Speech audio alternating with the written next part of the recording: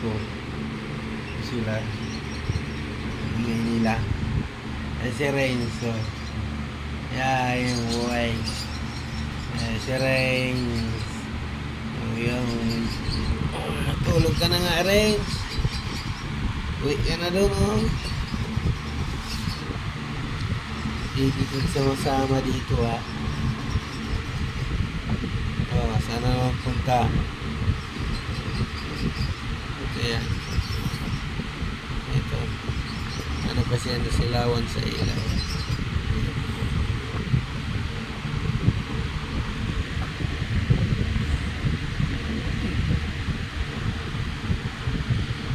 Galing.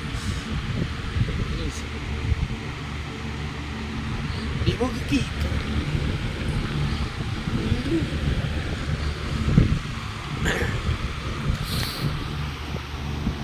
Hello mga guys.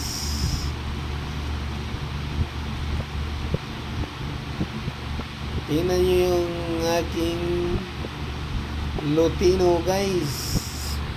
Lutino, Sibul Lutino. Yan.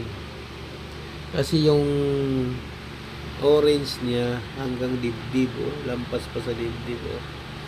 Sibul Lutino. Hindi siya pure Lutino. Sibul yan, Sibul Lutino. Ang Lutino hanggang liig lang. Ito Sibul. Sibul Lutino mga guys. Anak ng aking Misty. Ngayon naman ang Misty ko guys, hindi siya naglabas ng ganito.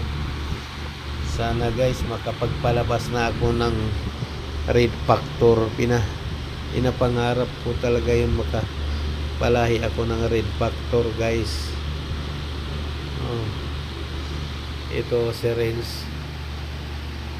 Maliit pa lang to siya guys. Kinuha ko na kasi binubunot yung balibo niya sa mga magulang niya kasi nagtaka sila bakit naglabas sila ng ganito. Pula ang mata. Ayan, oh. Red eye yan. Kasi ang tingin sa kanila pag nagpula ang mata, aswang. Ayun,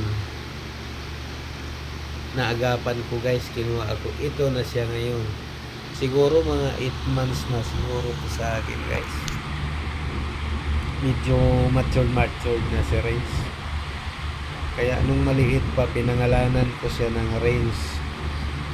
Ngayon siyang lumaki na siya. Hindi ko na siya mapalit-palitan ng pangalan kasi ang pangalan na Renz lalaki. Ngayon pala guys, nakita ko sa kanya babae. Babae siya kaya yan mo na. Okay lang yun guys.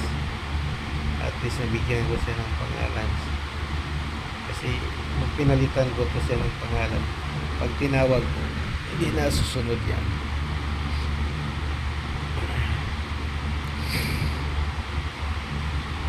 Sana naman si pure lang yung anak kapatid niya ngayon. Mana lang sa magulang. Nagulat nga ako nito guys. Naglabas yun. Isti ko ng gano'n. Kaya pagbili ko sa magulang niya, sabi ng may-ari, hindi siya maglabas ng magandang lahi kasi ang magulang nito may karga pala. Kung sa tao pa guys, foreigner, nakapalahin siya ng foreigner. Sa tao, ikaw nakapag-asawa ka ng foreigner, pwede siyang maglabas ng magandang anak. Diba? Ganun din ang ibon. Gaya nito. Sa aking ulo. Guys. Kasi iwasan ko na siya ngayon guys na matulog ako na nangyari na sa akin yung unang heartbeat ko na mas ang talino nun. Matulog ako, mag-kiss, tapos di ko pala na malayan guys, tumabi na sa akin. Kaya iwasan ko ayaw ko na mangyari kay Renz ngayon. Kaya gusto ko guys, bago ako matulog, ilalagay ko sa daladala ko yung kulungan niya. Kasi ayaw ko, kasi mahal ko yung ibon. Kaya nito, napamahal na sa akin.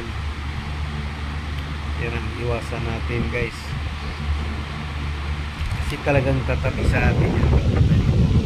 Kasi hanap mo natin tayo yan. Ayaw mawalay sa akin to. Pag nawala niya ako sa paningin ko. Sige, ingay siya, ingay. Kita mo. Kaya kinuha ko siya dun sa baba. Kasama ko. Dito matulog ako dito sa kwarto. Dito kasama ko siya. Lahat ng hampid ko sinama ko. Tapos bukas ibababa ko sila. Ano mga guys, hanggang dito na lang yung video ko guys. Sana nagustuhan niyo yung video ko. Paki-share na lang, paki-subscribe na lang sa aking YouTube channel, Ungkoy Vlog.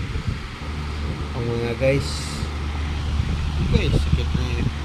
sakit yung mata ko. Hanggang dito na lang yung video guys. See you later.